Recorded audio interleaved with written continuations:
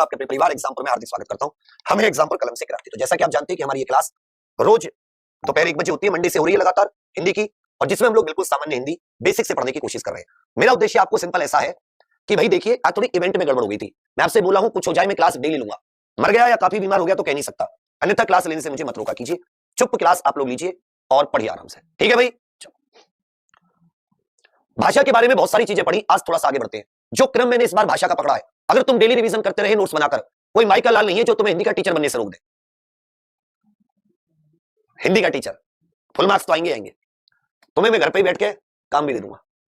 चलो बच्चा, तो सबसे पहले लिखिए आप दुनिया भर की, आज जो हमारा टॉपिक है भारत और विश्व की भाषाएं। यहां स्टार्ट करने से पहले हम लोग सबसे पहले शुरू करने की कोशिश करते हैं कि एक दिन होता है 21 फरवरी। क्या होता है? 21 फरवरी। 21 फरवरी, ये जो 21 फरवरी का दिन है, इस दिन विश्व में 21 फरवरी लिखते रहना, विश्व या अंतरराष्ट्रीय मातृभाषा दिवस। जितने भी विश्व में अंतरराष्ट्रीय मातृभाषा दिवस, मातृभाषा दिवस, international mother tongue language day, अंतरराष्ट्रीय मातृभाषा दिवस, यह दिन है जिस दिन विश्व में जितनी भी मातृभाषाएं हैं उन सब से संबंधित, अभी क्लास शुरू हुई है बिल्कुल, उन सब को समर्थन देने के लिए, उसका उत्सव सेलिब्रेट करने के लिए 21 फरवरी को अंतरराष्ट्रीय मातृभाषा दिवस मनाया जाता है। इस बार की जो थीम थी, इस बार का जो विषय था, इस बार की थीम या इस बार का जो विषय था, लिखिए using technology for multilingual learning. Using, Hindi में लिखवाऊंगा, technology, using technology for multilingual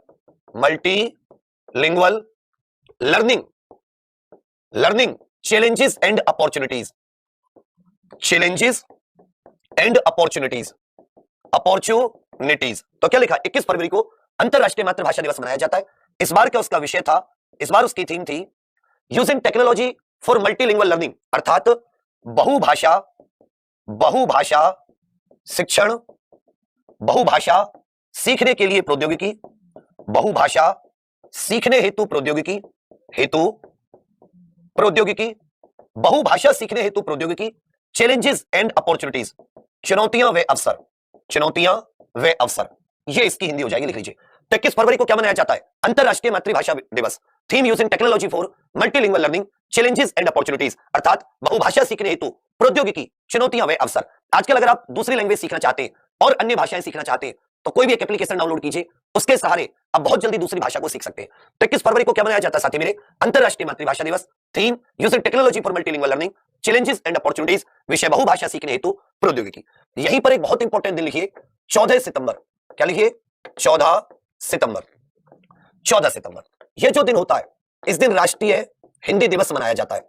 राष्ट्रीय हिंदी दिवस, या आप इसे केवल हिंदी दिवस भी कह सकते हो, केवल हिंदी दिवस भी आप इसे कह सकते हो। यह दिन क्यों मनाया जाता है?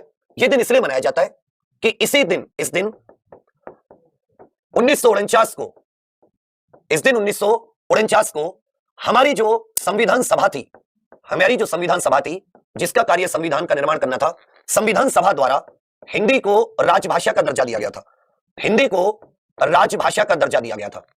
हिंदी को राजभाषा, अपनी कॉपी में लिख लेना। तो क्या लिखा? 14 सितंबर को राष्ट्रीय हिंदी दिवस क्यों मनाते हैं? इसलिए मनाते हैं क्योंकि इस दिन 1949 को संविधान सभा द्वारा हिंदी को राजभाषा का दर्जा दिया गया था। याद रखिएगा, ऑफिशियल लैंग्वेज का दर्जा। एक और दिन हमारे लिए बहुत महत्वपूर्ण होता है हर साल, जिसे हम लोग 10 जनवरी कहते हैं। क्या कहते हैं बच्चा? 10 जनवरी का दिन। ये जो 10 जनवरी का दिन होता है, इस दिन हम लोग अंतरराष्ट्रीय हिंदी दिवस मनाते हैं या विश्व हिंदी दिवस मनाते हैं। विश्व हिंदी दिवस या अंतरराष्ट्रीय हिंदी दिवस भी आप इसे कह सकते हो। अंतरराष्ट्रीय हिंदी दिवस, अंतरराष्ट्रीय हिंदी दिवस। इस दिन को हम लोग इसलिए मनाते हैं क्योंकि इसी दिन प्रथम बार 1975 में नागपुर, महाराष्ट्र में, नागपुर, एमएच का मतलब महाराष्ट्र में, प्रथम अंतरराष्ट्रीय हिंदी सम्मेलन का आयोजन हुआ था। प्रथम अंतरराष्ट्रीय हिंदी सम्मेलन का आयोजन, प्रथम अंतरराष्ट्रीय हिंदी सम्मेलन का आयोजन हुआ था। हिंदी सम्मेलन का आयोजन, प्रथम अंतरराष्ट्रीय हिंदी सम्मेलन का आयोजन हुआ था। तो 14 सितंबर राष्ट्रीय हिंदी दिवस, 1949 को संविधान सभा द्वारा हिंदी राजभाषा घोषित, जबकि विश्व हिंदी दिवस हम लोग 10 जनवरी को मनाते हैं क्योंकि इसी दिन 1975 में प्रथम बार अंतरराष्ट्रीय हिंदी दिवस का आयोजन नागपुर में हुआ था। तो राष्ट्रीय हिंदी दिवस मनाकर हम भारत में हिंदी के प्रति जागरूकता फैलाना चाहते हैं, और 10 जनवरी को विश्व हिंदी दिवस या अंतरराष्ट्रीय हिंदी दिवस मनाकर हम हिंदी के प्रति विश्व में जागरूकता फैलाना चाहते हैं। हम हिंदी के प्रति विश्व में जागरूकता फैलाना चाहते हैं। यह चीज क्लियर हुई आपको भाई? ये चीज क्लियर हुई? चलो, अब आ जाते हैं विश्व में सबसे अधिक बोली जाने वाली भाषाएं। विश्व में सबसे अधिक बोली जाने वाली भाषाएं, सबसे अधिक बोली जाने वाली भाषाएं, बोली जाने वाली भाषाएं, विश्व में सबसे अधिक बोली जाने वाली भाषाएं, ये आ जाते हैं हम लोग। हम दो तरीके से देखेंगे, एक देखेंगे कुल बोलने वालों की संख्या या बोलने वालों की कुल संख्या के आधार पर, बोलने वालों की कुल संख्या, बोलने वालों की, या इसको नहीं देखते सिंपल देखते हैं। तो सबसे ज्यादा विश्व में जो भाषा बोली जाती है, जिसकी सबसे ज्यादा संख्या है, जिसके बोलने वालों की सबसे ज्यादा संख्या है, वो है साथी इंग्लिश, जिसे अंग्रेजी बोलते हैं। क्या बोलते हैं? इंग्लिश, या जिसे अंग्रेजी बोलते हैं। विश्व में सबसे ज्यादा बोलने वाले लोग किस भाषा के? इंग्लिश भाषा के। किस भाषा के? इंग्लिश भाषा के।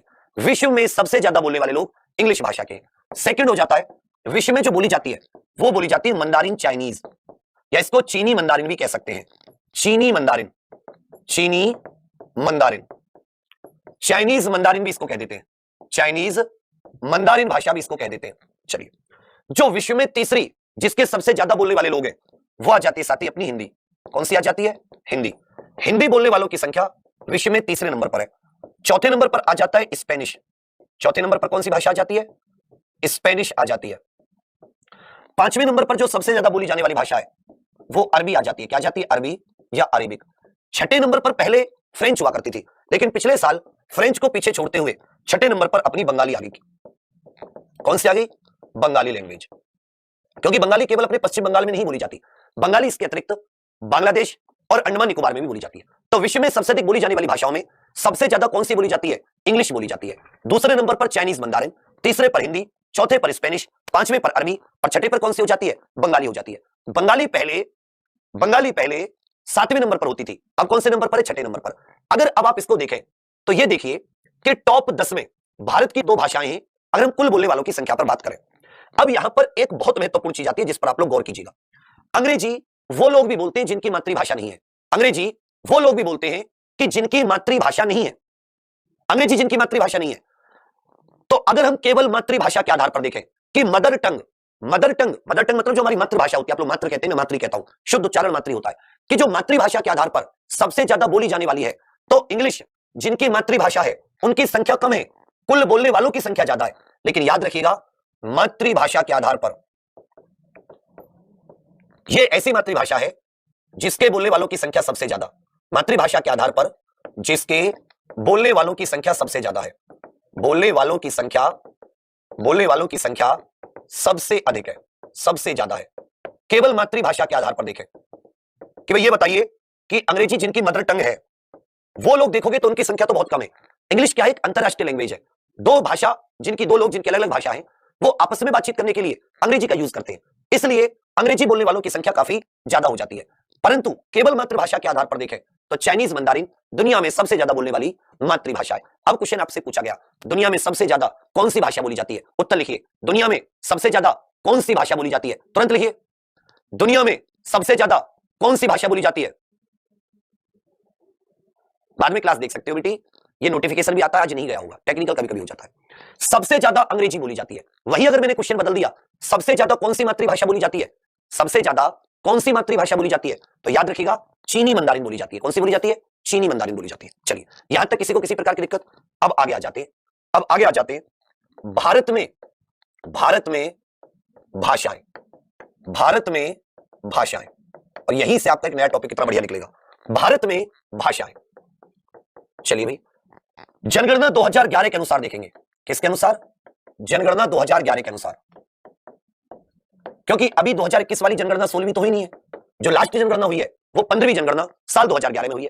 तो हम लोग उसी के आधार पर देखेंगे भारत में बोली जाने वाली भाषाएं। देखिए, दो लेवल पर हम लोग देखेंगे, एक तो देखेंगे फर्स्ट लैंग्वेज के आधार पर, और एक देखेंगे कुल बोलने वालों की संख्या के आधार पर। तो सबसे पहले आ जाती है हमारी हिंदी। सबसे ज्यादा भारत में जो भाषा बोली जाती है वो हिंदी बोली जाती है। कौन सी बोली जाती है? हिंदी बोली जाती है। अच्छे से याद रखिएगा, मातृभाषा के आधार पर देखें तो लगभग 43.63% लोगों की, 43.63% लोगों की ये प्रथम भाषा है। प्रथम भाषा का मतलब ये मातृभाषा है, फर्स्ट लैंग्वेज है, प्राथमिक लैंग्वेज है, प्राइमरी लैंग्वेज है। कितने लोगों की? 43+63। और अगर कुल बोलने वालों की संख्या देखोगे, बोलने वालों की संख्या के आधार पर देखोगे, बोलने वाले बोलने वाले जो लोग हिंदी जानते हैं, बोलते हैं, वो तो 57% से भी अधिक है। प्रथम भाषा के आधार पर हिंदी कितनी है? 43.63। हिंदी कितनी है? 43.63। अगर बोलने वाले लोगों की संख्या के आधार पर देखें तो भारत की आधी से अधिक आबादी हिंदी को बोलना, लिखना, पढ़ना जानती है। जैसे मान लेता हूं मैं एक बंगाल का व्यक्ति हूं, तो मेरी जो प्राथमिक भाषा होगी, मेरी जो प्रथम भाषा होगी, वो कौन सी होगी? मेरी प्रथम भाषा बंगाली होगी। ठीक है भाई, तो मैं इस 43.63% में नहीं आया, लेकिन मैं एक आईएएस बन गया और आईएएस बनकर मुझे यूपी कैडर मिल गया। अब मुझे पूरी जिंदगी यूपी में रहना है। मैंने हिंदी भी सीख ली, 1-2 साल में मुझे हिंदी भी आ गई। अब मैं हिंदी बोलने भी लगा और हिंदी में पढ़ने भी लगा। हिंदी पढ़ना, बोलना, लिखना सीख गया, तो हिंदी मेरी कौन सी होगी? सेकंड लैंग्वेज होगी। मेरे लिए क्या होगी? सेकेंडरी लैंग्वेज, या मेरे लिए दूसरी लैंग्वेज होगी। तो मैं इस 57% वाली कैटेगरी में आऊंगा। तो इसलिए प्रथम भाषा 43.63%, प्रथम भाषा 43.63%, परंतु कुल बोलने वालों की संख्या देखोगे तो 57%। कितनी प्रतिशत? 57%। अब आगे आ जाते हैं प्रथम भाषा के आधार पर भारत की जो दूसरी हो जाती है वो हो जाती है बंगाली। कौन सी हो जाती है? बंगाली। याद रखिएगा, जो बंगाली भाषा है इसके 8.03% लोग, 8.03% लोग की ये प्रथम भाषा होती है। कैसी भाषा होती है? प्रथम भाषा होती है, फर्स्ट लैंग्वेज होती है, मातृभाषा होती है। तो हिंदी के बाद में जो सेकंड नंबर पर सबसे ज्यादा बोली जाती है वो बंगाली। बाकी बंगाली को बाहर के लोग इतना नहीं सीखते। चलिए, तीसरी जो आ जाती है बंगाली के बाद में, ये आ जाती है मराठी। ये कौन सी आ जाती है? मराठी। मराठी भारत की तीसरी सबसे ज्यादा बोली जाने वाली, 6.86% लोग जो हैं उनकी ये प्रथम भाषा होती है। क्या होती है? प्रथम भाषा होती है। तो अगर हम लोग इंडिया की टॉप 3 लैंग्वेज बोले तो सबसे ज्यादा कौन सी? हिंदी, उसके बाद में बंगाली, उसके बाद में मराठी, फिर आ जाती है साथी तेलुगु। चौथे नंबर पर ये क्या आ जाती है? तेलुगु आ जाती है। लिखिएगा, तेलुगु। जो तेलुगु हो जाती है, इसे भारत की जनसंख्या में 6.70% लोगों की, 6.70% लोगों की ये प्रथम भाषा होती है तेलुगु। आंध्र प्रदेश और तेलंगाना में। कहां पर बोली जाती है? आंध्र प्रदेश और तेलंगाना में बोली जाती है। 5वें नंबर की अगर हम लोग देखें तो तेलुगु के बाद में आ जाती है साथी तमिल। तेलुगु के बाद में कौन सी आ जाती है? तमिल आ जाती है, 5.70। तेलुगु के बाद में आ जाती है तमिल। तमिल बोलने वालों की संख्या जो भारत में आती है वो आती है बच्चा 5.70% लोगों की ये प्रथम भाषा होती है। प्रथम भाषा को आप मदर टंग भी बोल सकते हो। तो अच्छे से याद रखिएगा, जनगणना 2011 के अनुसार भारत में सबसे ज्यादा बोली जाने वाली भाषा कौन सी है? हिंदी। प्रथम भाषा कौन सी है? हिंदी। सबसे ज्यादा बोली जाने वाली मातृभाषा कौन सी है? हिंदी। सेकंड नंबर पे कौन सी आती है? बंगाली। तीसरे पर कौन सी आती है? मराठी। अगर हम दक्षिण की बात करें या द्रविड़ भाषा परिवार की, आगे जाके पढ़ोगे आप कि अगर हम लोग दक्षिण भारत की बात करें या द्रविड़ भाषा परिवार की बात करें तो द्रविड़ भाषा परिवार की सबसे अधिक बोली जाने वाली, सबसे अधिक बोली जाने वाली सबसे अधिक बोली जाने वाली भाषा दक्षिण में बात करें तो तमिल, तेलुगु, कन्नड़, मलयालम, इन चारों में सबसे ज्यादा कौन सी बोली जाती है? तेलुगु बोली जाती है। सबसे ज्यादा कौन सी बोली जाती है? तेलुगु। तो अच्छे से याद रखिएगा, भारत में भाषाओं की बात करें, जनगणना 2011 के अनुसार हिंदी 43.63% जनसंख्या बोलती है, बंगाली 8.03% बोलते हैं, मराठी 6.86% बोलते हैं, तेलुगु 6.70। द्रविड़ भाषा परिवार की सबसे अधिक बोली जाने वाली कौन सी है? तेलुगु। दक्षिण भारत की सबसे अधिक बोली जाने वाली कौन सी है? तेलुगु, अगर हम लोग देखें तो। और तमिल 5.70, तमिल 5.70। यह जनगणना 2011 के अनुसार है। यह किसके अनुसार है साथी? जनगणना 2011 के अनुसार है। यहां तक आपको किसी को किसी प्रकार की दिक्कत? यहां तक किसी को किसी प्रकार की कोई दिक्कत?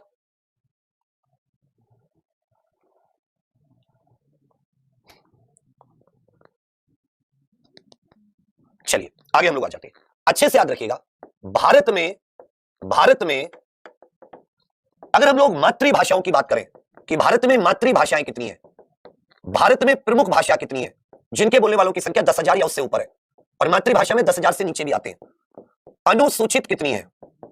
अनुसूचित भाषा अर्थात 8वीं अनुसूची के द्वारा मान्यता प्राप्त, 8वीं अनुसूची के द्वारा मान्यता प्राप्त, 8वीं अनुसूची के द्वारा मान्यता प्राप्त, 8वीं अनुसूची के द्वारा मान्यता प्राप्त। तो लिख लीजिए भैया, मातृभाषा भारत में 270 है, प्रमुख भाषा भारत में 121 है, और 8वीं अनुसूची के द्वारा मान्यता प्राप्त जो है वो कुल 22 भाषाएं। वो कैसी भाषाएं? वो कुल 22 भाषाएं। लिख लीजिए, वो कुल कैसी भाषाएं? 22 भाषाएं। तो भारत में मातृभाषा कितनी है? 270, प्रमुख भाषाएं कितनी है? 121। इन्हीं भाषाओं में से ये मातृभाषा जब आपस में इनका वर्गीकरण करते हैं कि किसमें कितनी समानताएं, तो कितनी में जुड़ जाती है? 121 में जुड़ जाती है। अनुसूचित भाषा कितनी है? 22, 8वीं अनुसूची के द्वारा मान्यता प्राप्त, 8वीं अनुसूची के द्वारा मान्यता प्राप्त। बेटा 2022 की थीम है, ये जो मैंने अभी आपको 21 फरवरी अंतरराष्ट्रीय मातृभाषा दिवस 2022 की थीम लिखवाई है। 2021 की तो चली गई, अब 2 साल 1 साल आगे हम 2022 की थीम है, using technology for multilingualism, multilingual learning, challenges and opportunities.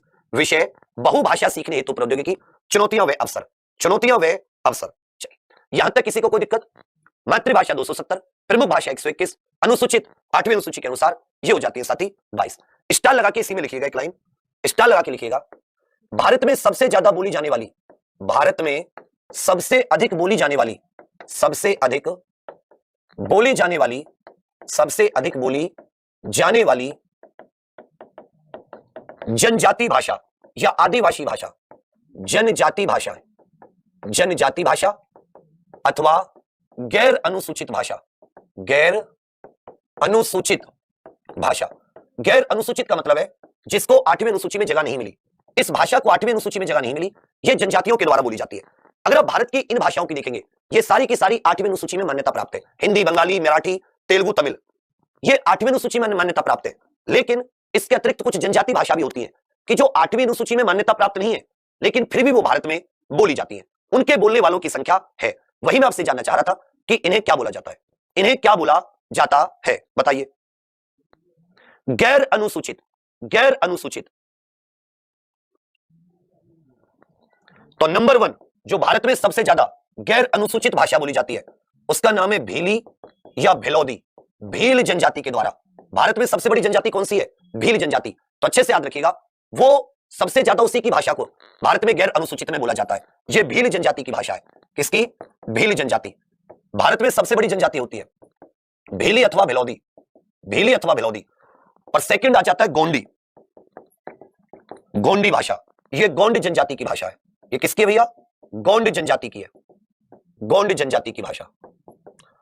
ऊपर वाली जो भिलौदी है, भारत के 0.93% लोग, लगभग आप ये कह सकते हो कि लगभग 1% से थोड़े से कम, 1% के करीब आबादी भीली बोलती है और लगभग 0.26% के करीब आबादी ये गोंडी बोलती है। भील जनजाति आपको सबसे ज्यादा राजस्थान में मिलेगी, राजस्थान के बाद में आपको एमपी में मिलेगी। भारत में सबसे ज्यादा जो जनसंख्या है वो भील जनजाति की है। अच्छे से याद रखिएगा, भारत में जो सबसे ज्यादा जनसंख्या है ये भील जनजाति की है, भील जनजाति की। गुजरात, मध्य प्रदेश, राजस्थान इनके प्रमुख जगह हैं। गुजरात, राजस्थान और एमपी, गुजरात, राजस्थान और एमपी, भीली अथवा भिलौदी। जबकि गोंड जनजाति, इसकी भाषा गोंडी, ये सेकंड नंबर पे आ जाती है।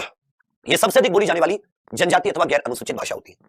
फिर आ जाते हैं, आज हमने अंतरराष्ट्रीय मातृभाषा दिवस से शुरुआत की थी कि 21 फरवरी को अंतरराष्ट्रीय मातृभाषा दिवस मनाया जाता है, जिसकी थीम थी using technology for multilingual learning, challenges and opportunities. बहुभाषा सीखने हेतु प्रौद्योगिकी, चुनौतियां व अवसर। 14 सितंबर को राष्ट्रीय हिंदी दिवस मनाया जाता है क्योंकि इसी दिन 1949 को संविधान सभा द्वारा हिंदी को राजभाषा घोषित किया गया था। 10 जनवरी को विश्व हिंदी दिवस या अंतरराष्ट्रीय हिंदी दिवस मनाते हैं क्योंकि 1975 10 जनवरी नागपुर महाराष्ट्र में प्रथम अंतरराष्ट्रीय हिंदी सम्मेलन का आयोजन हुआ था। विश्व में सबसे अधिक बोली जाने वाली भाषाएं अंग्रेजी, चीनी मंदारिन, तीसरे नंबर पर हिंदी, चौथे पर स्पेनिश, पांचवें पर अरबी और छठे पर बंगाली। मातृभाषा के आधार पर देखें तो सबसे ज्यादा दुनिया में चीनी मंदारिन बोली जाती है। कुल बोलने वालों की संख्या के आधार पर देखें तो अंग्रेजी आ जाती है। भारत में भाषाओं की बात करें, जनगणना 2011 के अनुसार सबसे ज्यादा हिंदी बोली जाती है, उसके बाद में बंगाली, मराठी, चौथे पर तेलुगु, पांचवें पर तमिल। तेलुगु जो है वो दक्षिण भारत की सबसे अधिक बोली जाने वाली भाषा हो जाती है। मातृभाषा भारत में 270, प्रमुख भाषा 121, अनुसूचित भाषाएं 22, 8वीं अनुसूची के द्वारा मान्यता प्राप्त। जबकि भारत में सबसे अधिक बोली जाने वाली गैर अनुसूचित या जनजातीय भाषा जो है भीली और गोंडी। अच्छे से याद रखिएगा, इन 121 में से तो 22 तो हो जाती है अनुसूचित, 22 क्या हो जाती है? अनुसूचित। और 99 क्या हो जाती है? गैर अनुसूचित, जिनको 8वीं अनुसूची के द्वारा मान्यता नहीं दी गई। ये हमारी भारत और विश्व की भाषाएं हो जाती है, उनके बोलने वालों की संख्या हो जाती है। अब एक कॉन्सेप्ट का क्वेश्चन है। कॉन्सेप्ट क्या कहता है? ये कॉन्सेप्ट कहता है कि भाई विवेक, मुझे ये बता, मैंने पूछा भाई पूछ, कि दो भाषाएं लो, एक लो संस्कृत, बोला ठीक है भाई, एक लो इंग्लिश अंग्रेजी, बोला ठीक है भाई अंग्रेजी भी ले लेंगे। हिंदी लो क्योंकि हिंदी संस्कृत से बनी है, हिंदी जो बनी है संस्कृत से, बोला ठीक है भाई। या इंग्लिश लो या अंग्रेजी ले लो, तीसरी क्या ले लो? अंग्रेजी, बोला ठीक है भाई हमने अंग्रेजी ले ली। कि जी तुमने 3 भाषा ली, ठीक है। एक शब्द देखो, क्या देखो? शब्द देखो। संस्कृत में एक शब्द होता है पितृ। शब्द क्या होता है? पितृ। बोला भाई संस्कृत के एक शब्द को गौर करना, एक शब्द होता है पितृ। हिंदी में यही पितृ क्या बन जाता है? पिता।